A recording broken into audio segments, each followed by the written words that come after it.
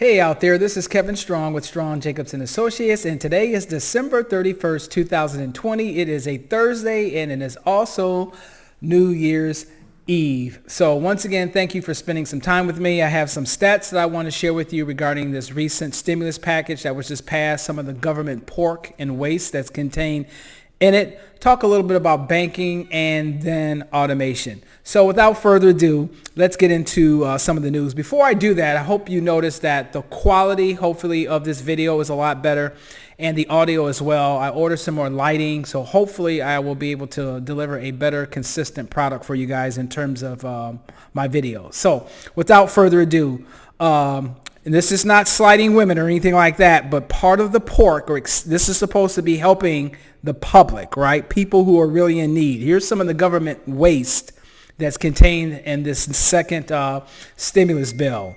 Funds for life studies for a women's museum. Okay, $191 million is allocated for workers abroad so they can buy new cars. $208 million for upgrade for the Census Bureau for technical issues and stuff like that. This is a different one. This is kind of touchy, but so I'm going to explain this. So please don't like unsubscribe or anything, because this deals with religion, which is, I know, the cardinal sin that you should stay away from. But Joel Osteen's church, that mega church in Texas, I believe it's somewhere in Austin, received $4.4 million from a PPP program. Okay. The alarming thing about that is Joel Osteen is worth almost $100 million. So you would think, right, that he could take maybe like 4 or 5% of his overall net worth and pay out of pocket to keep his people working instead of getting a loan from the government. But I'll let you draw your own conclusions about that fact. Kanye West, for some reason, got a PPP loan, I believe, somewhere between 2.3 and for 4 million. The details of that, I don't know, but the dollar amount ranges between 2.3 and 4 million. And last but not least, I hate this because I'm a Steelers fan. Tom Brady, I guess, has some type of entity or company that received $980,000 in the form of a PPP program. So you cannot make this stuff up. So much government waste, so much misery and distress and despair that's out there for the average consumer. But don't fret.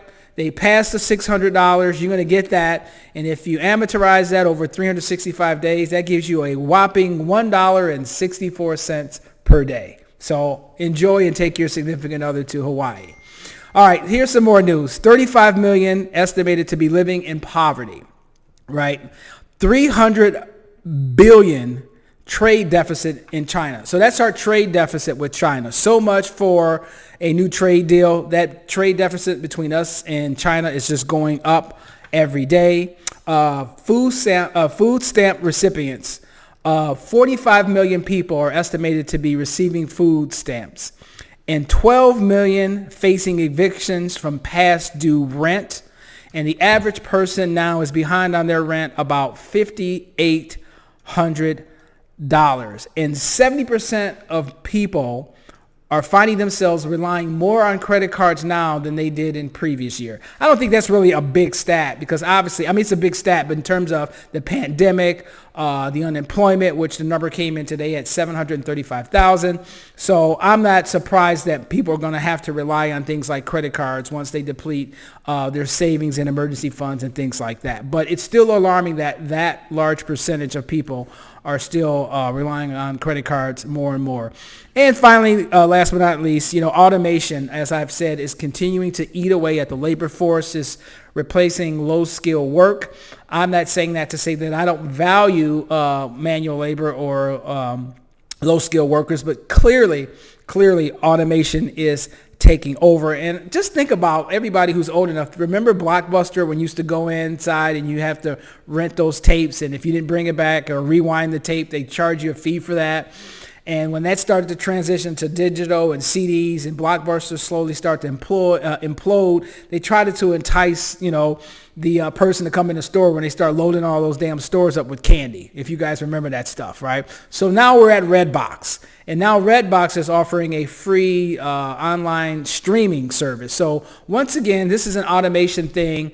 I did a video a couple months ago talking about how Kodak fell prey to digital. So you have some of these mega companies that fail to adapt and morph as technology continues to advance. And once again, the average consumer is going to have to do the same thing, come up with creative content, find out a way to start a new business, maybe online, because brick and mortar, just don't know what's going to happen with that, or if that'll ever come back to the levels it was pre-healthcare crisis. So last but not least, I was talking to a good friend of mine. I'm going to give him a personal shout out, DH. I've known him for over 30 years, and we were just talking about this banking thing because I just clipped a video to my personal page and my Facebook page talking about this guy in California who's talking about these banks are closing. I keep telling you guys this is the proverbial frog in the water, and you turn the water up, but the frog doesn't notice the gradual rise in the temperature, only to boil in the water.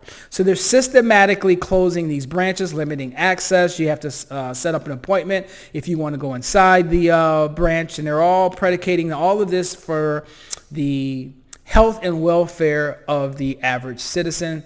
I personally think it is a strategic corporate move at a much, much higher level above my pay grade to systematically restrict access to cash, to close banks down, because they ultimately want to move to a digital dollar as they systematically continue to destroy the dollar, which I think lost about 8% value year to date. So once all of this starts to, I'm going to say, become a little bit clearer, I think some of these moving pieces will start to paint a picture, and I think that picture will look more ominous by the first quarter of 2021. And I think a lot more people are going to wake up to the fact that there's a lot of things going on, and it does not look good. All of these banks are not going to come back. So the ones that are saying they're closing temporarily or they're closing because of COVID, we'll see if they come back once everyone who wants the vaccine receives it. So that's going to do it. Once again, I do appreciate you spending some time with me.